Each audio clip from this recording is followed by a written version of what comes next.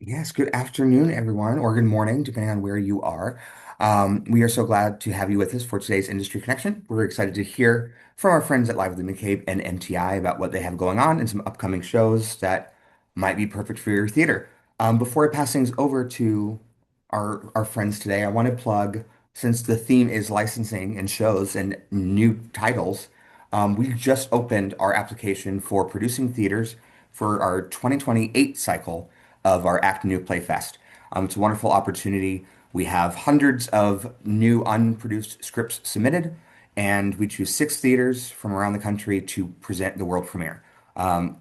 You'd be responsible for doing a workshop, the dramaturg and the playwright, and then presenting the world premiere and getting the credit with your cast and production team in the published script from Dramatic Publishing, all from the support with the support of the Jack K. Eyre and Frank Airley Theater Foundation.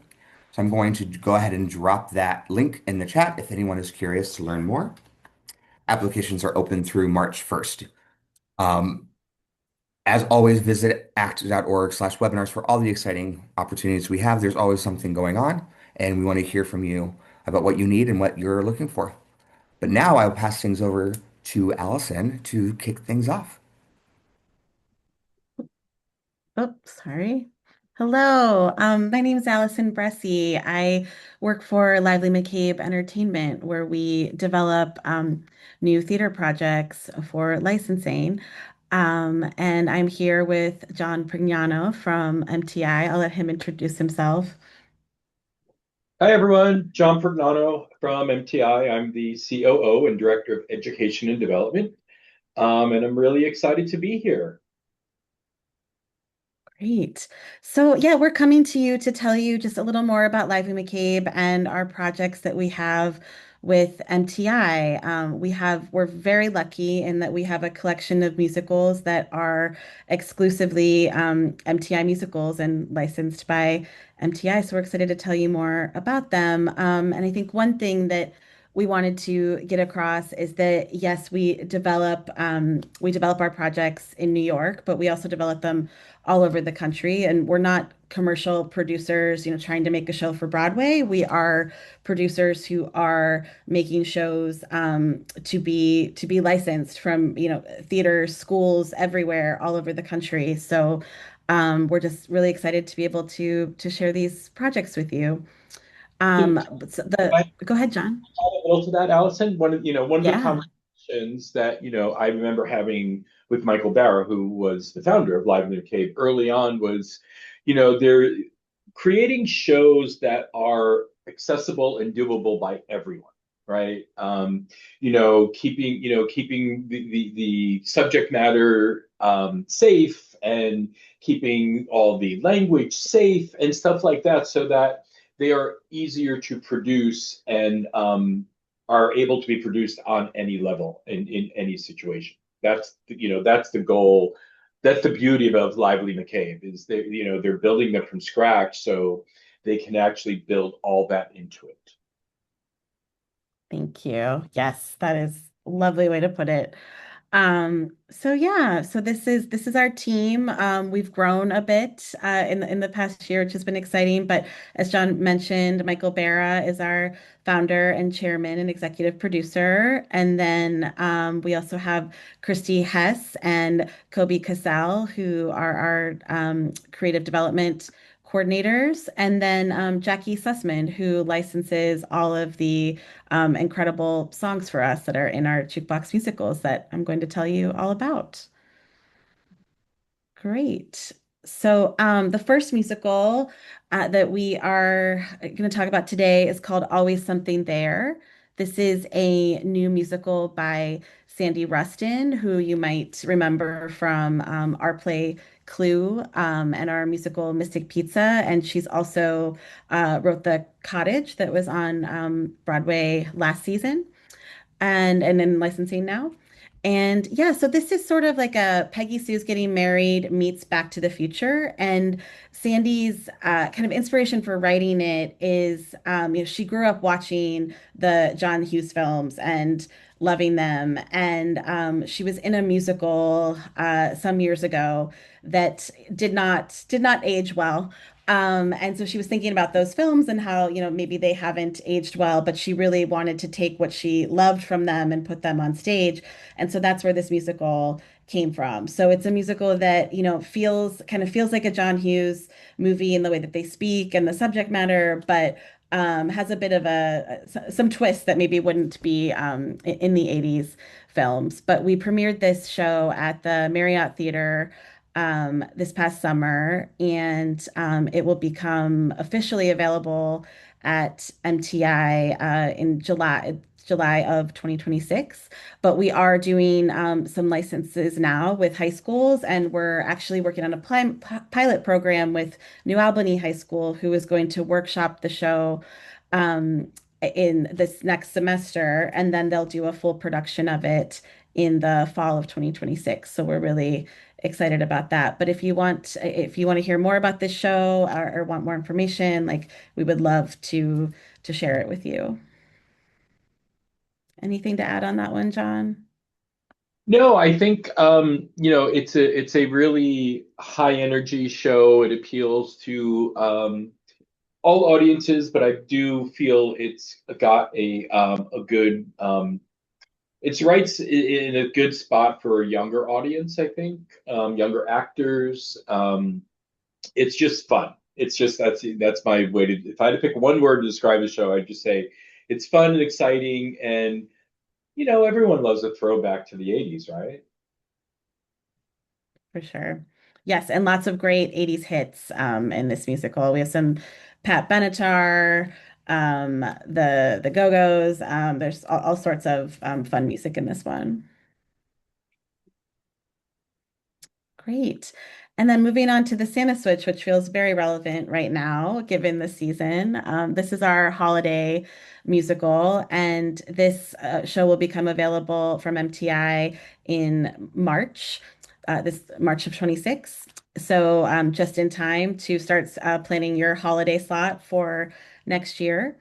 But yeah, so it's about Santa, and he's decided that he's ready to retire. He's ready to pass the reins to a new Santa, and just all of the conflicts that go along with that. It's a mix of, kind of classic Christmas songs, Christmas and holiday songs that we all know and love, along with some more contemporary pop songs. So the score is just a real mix of hits that people know and will get people, into the season and excited about it.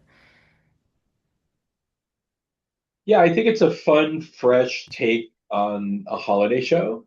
I will say, when I first saw the show, it had a different title. Um, and I remember having a conversation with Allison and Michael that the show is just so fun and fresh that the title needed to kind of match that.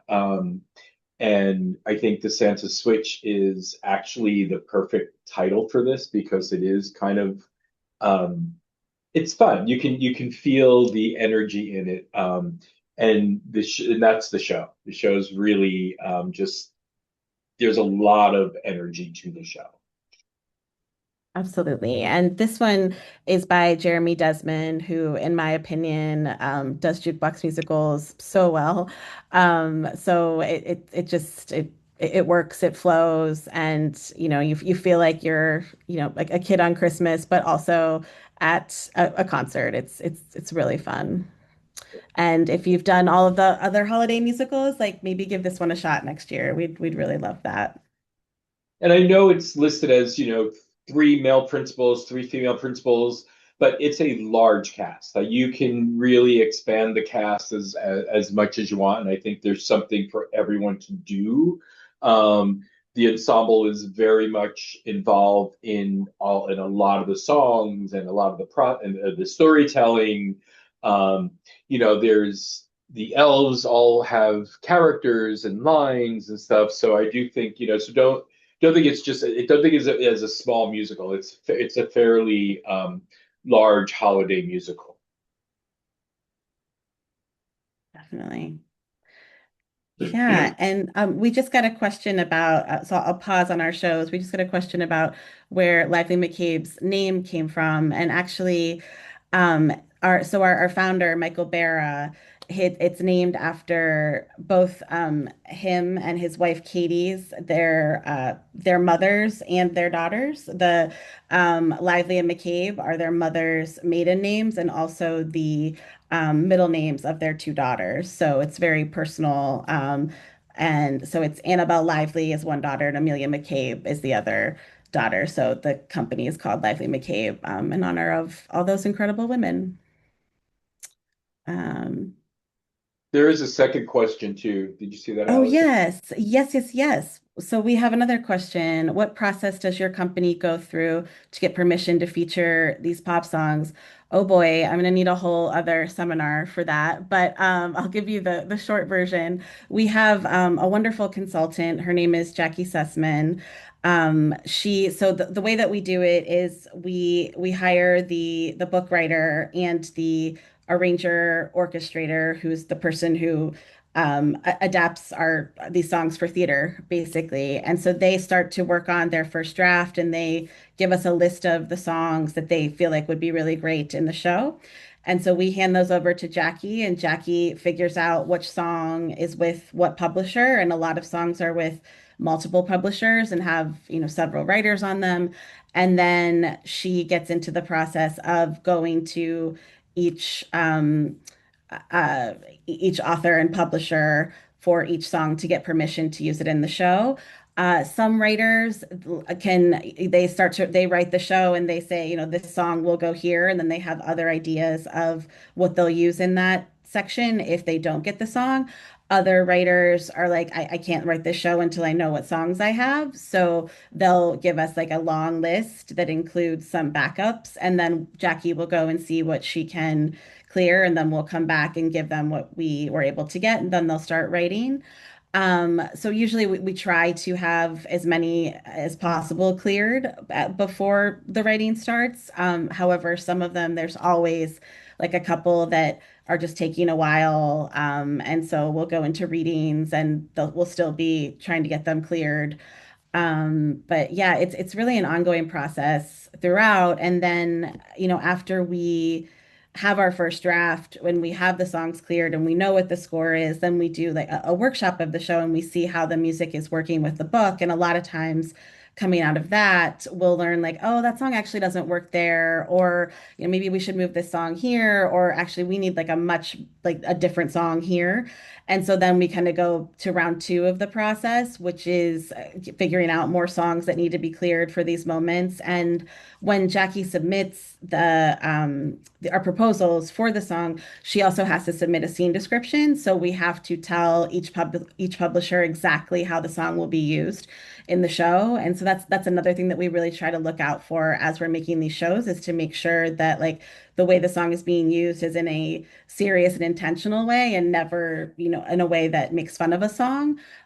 Because we really want the publishers and the artists to feel really excited about their songs being in our shows. So it's a process that really, like, throughout the development, is constantly kind of at the forefront, is putting the score together and making sure it's a score that works, and that we are in communication constantly with all of the publishers and their artists about what's changing and how the song is being used, if that makes sense.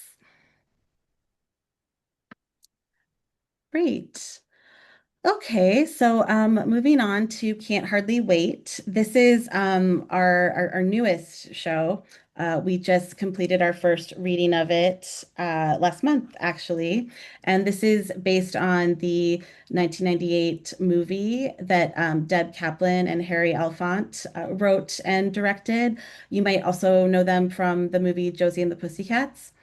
But yeah, so sorry, I'm getting tongue-tied. So this story takes place at a high school and it's the last day of high school. There's a party that night, so it's all these kids are having their like last chance to do all the things that they wanted to do in the past 4 years that they didn't get to do, and they have one more party to do it. So it takes place just over the one night, and it sort of just goes through the course of the party, and kind of the relationships that are developing and starting and ending, and just all sorts of fun high school drama in this one. And a score from that. There's some songs from the movie, and then the rest of the score are songs from the late 90s, early 2000s.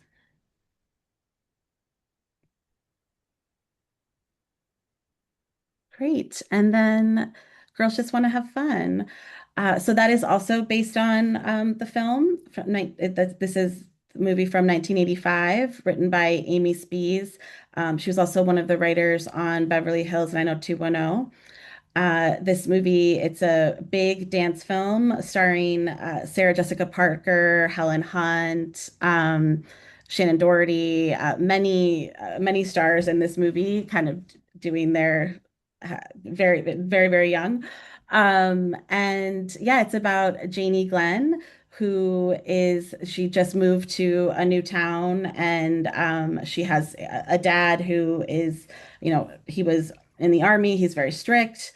And she moves around a lot. And so she's now in this new town, new school, Catholic school, and she's trying to meet new people, but all she really wants to do is dance. She loves dancing. She's so passionate about it. And she makes a friend, Lynn, who also loves dance, and Lynn sort of helps her, come into her own. And they're doing this contest with it's called DTV, and it's a TV show that's on, and local dancers can go and try out for it and dance in it. So, but Janie's not allowed to do it because her dad is very strict, and so she and Lynn sneak over there and audition, and Janie gets chosen, and it's about what happens. After she gets chosen and she meets Jeff, who becomes her dance partner and love interest. And it's just a really, for lack of a better word, fun, beautiful musical that's at its core about friendship and about, two girls sort of coming into their own at a time when it's kind of hard to do that.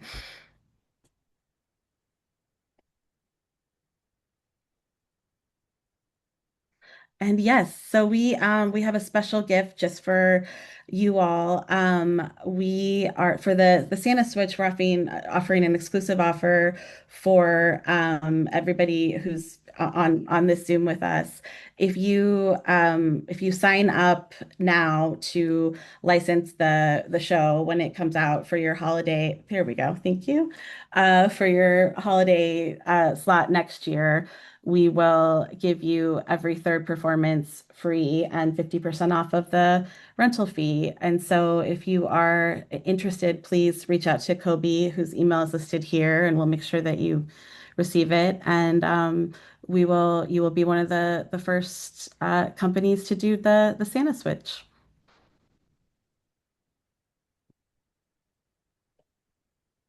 Great. Happy to answer any other questions. Or John, if there's anything that you want to add or fix that I said inarticulately, please do. No, I think it's all exciting. It's been for me, it's been an exciting opportunity and journey to be working with Lively McCabe and, creating these shows that are literally just for this market. So, yeah. Do we have any questions? Is there any thoughts? Are all of the shows jukebox musicals? If so, do you foresee adding original score musicals in the future? Interesting question. I cannot say for sure, but I would say there is a big possibility that in the future there will be a show with a score that is original music. But stay tuned. For right now, we're all about the jukeboxes.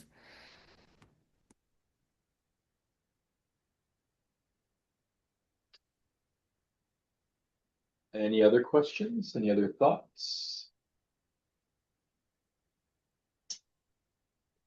Allison, do you have any thoughts? Are there anything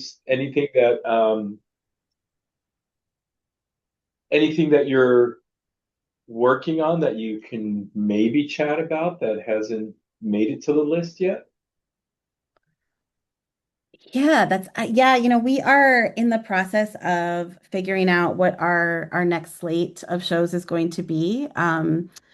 And so I can't, so there's some titles in the mix that we don't have the rights to yet that we're trying to get the rights to. So I'm hope at the next time that we see you all or meet, I'm sure we'll have many more to tell you about. I can tell you, though, about our musical Stuck in the 90s, that is also on this slate. And this is an original musical that is about being stuck in the 90s.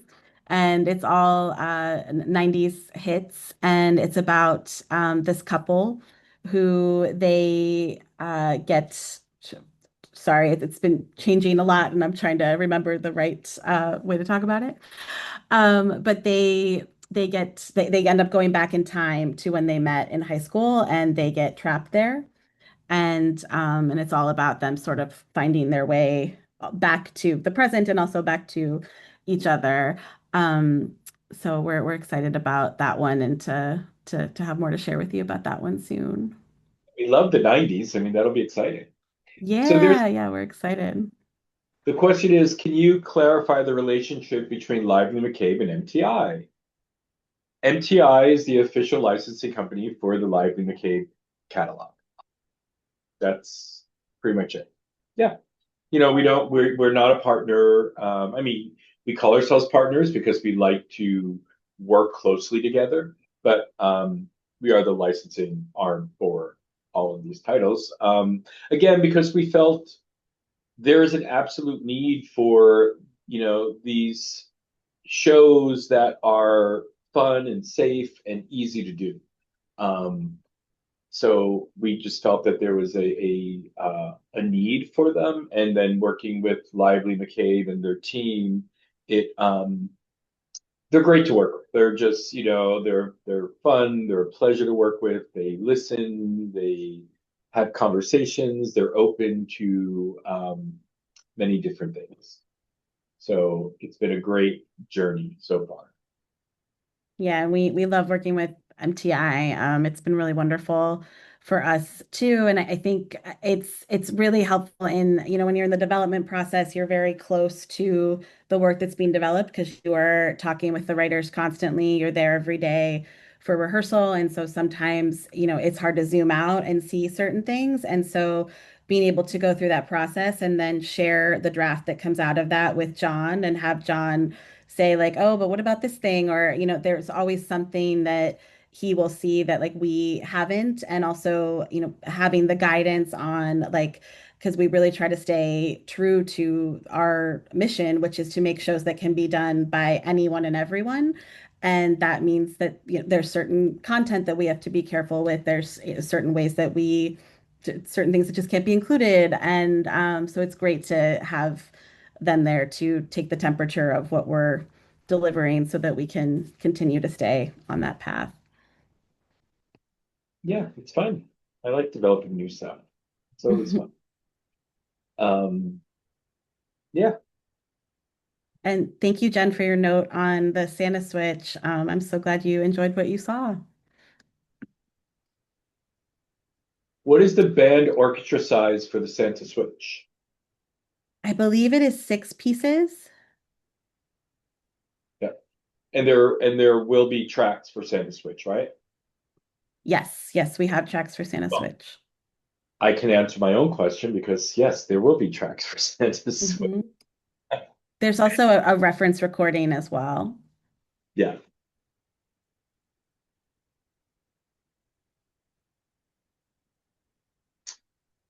Anything else? Great. Anything from the team at AACT that you want to highlight? When will perusals be available? That's a good question. Santa Switch will be available sooner. They'll be probably available, like I said, in March. And then Always Something There will be later, early summer. We'll have perusals available.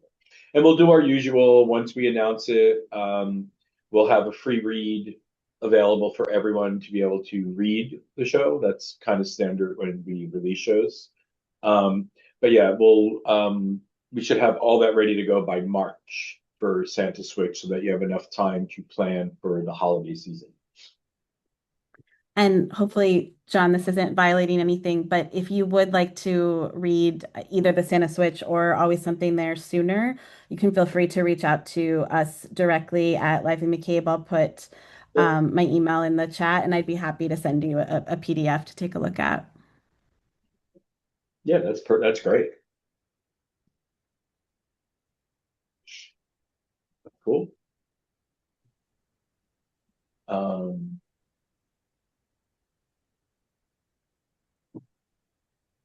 yeah, so I'm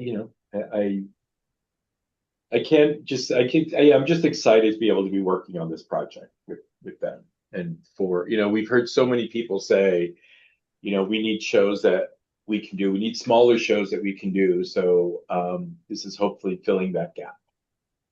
Oh, that's another great point. If you do read a show or look at our list and you need it to be smaller than it is, please ask the question. We really try to be flexible and make it so our shows can be done by all. It is by design, our shows are expandable. So you can do it with a small cast or you can expand to a larger cast. We really try to make it as flexible as possible. But if there's something we haven't thought of, please tell us. We always want to hear it. Well, I think that's a good point too, Allison, is, as you read through these, if there are questions you have or even concerns, please reach out because, we're in a position to work directly with Allison and her team to talk about possible changes or modifications of these shows. They're going to be digital shows, so we can get those things done fairly quickly. Absolutely. The question is, will the 50% discount apply for productions of Santa Switch for 2027? Or is it just 2026? I'm okay with that if you are, John. I'm going to say if you book it before if you book it now, if you let us know you want to do it now, we'll honor 26 or 27. Sure, why Great. not?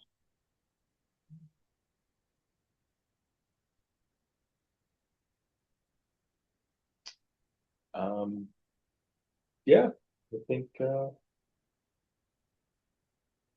Allison, I think you covered most of it.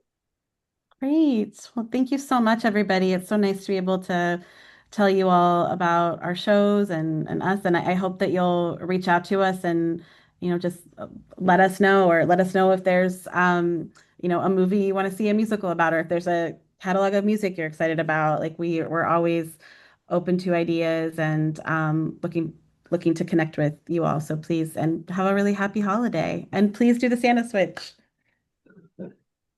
Thank you so much, Allison and John. And thank you, everyone who showed up and attending, and everyone who's watching this later. We appreciate you learning more and joining us today. And we just appreciate more holiday musicals that aren't the same ones that are being done all over. It's good to have new options to ring in the holiday spirit. So thank you for that, and thank you for sharing, and of course for the generous discount. So friends, take advantage of that while you can. As John said, tell them now that you're going to do it in 2027. That's exciting. Um, Yeah, Thank you all for joining. Thank you to Lively McCabe and MTI, and we will see you all at the next Active event soon.